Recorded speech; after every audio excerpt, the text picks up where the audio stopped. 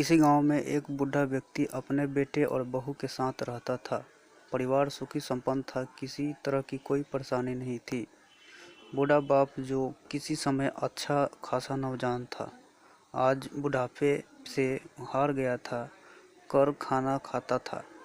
एक दिन ऐसे ही शाम को जब सारे लोग खाना खाने बैठे, बेटा ऑफिस से आया था।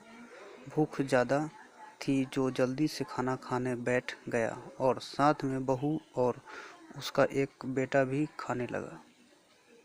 बूढ़े हाथ जैसे ही थाली उठाने की हुई, थाली हाथ से छिटक गई।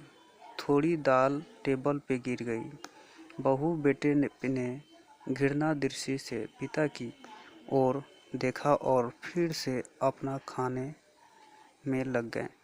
बूढ़े पिता ने जैसे ही अपने हिलते हाथों से खाना खाना शुरू किया तो खाना कभी कपड़े पे गिरता, कभी जमीन पर। बहू चिढ़ते हुए कहा, हे राम, कितनी गंदी तरह से खाते हैं। मन करता है इनकी थाली किसी अलग कोने में लगवा देते हैं।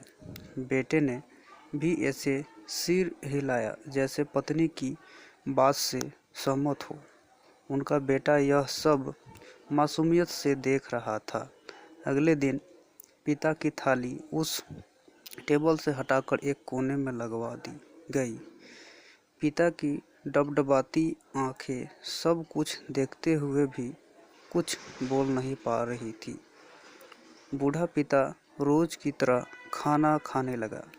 खाना कभी इधर गिरता, कभी उधर।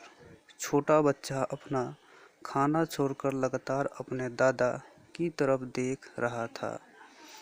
माँ ने पूछा, क्या हुआ बेटे, तुम दादा जी की तरफ क्या देख रहे हो और खाना क्यों नहीं खा रहे?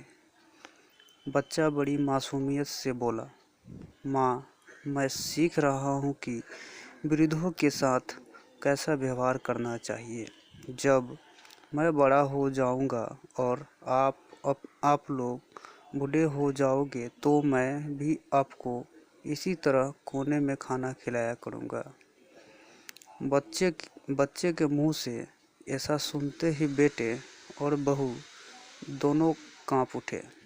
शायद बच्चे की बात उनके मन में बैठ गई थी, क्योंकि बच्चे ने मासूमियत के साथ एक बहुत बड़ा सबक दोनों लोगों को दिया था। बेटे ने जल्दी से आगे बढ़कर पिता को उठाया और टेबल पे खाने के लिए बिठाया और बहू भी भागकर पानी का गिलास लेकर आई कि पिताजी को कोई तकलीफ ना हो। इस कहानी से शिक्षा मिलती है कि माँ बाप इस दुनिया की सबसे बड़ी पूंजी हैं। आप समाज में कितनी भी इज्जत कमा लें या कितनी भी धन इकट्ठा कर लें, लेकिन माँ बाप से बड़ा धन दुनिया में कोई नहीं है। आप इस चैनल को सब्सक्राइब करिए, लाइक करें।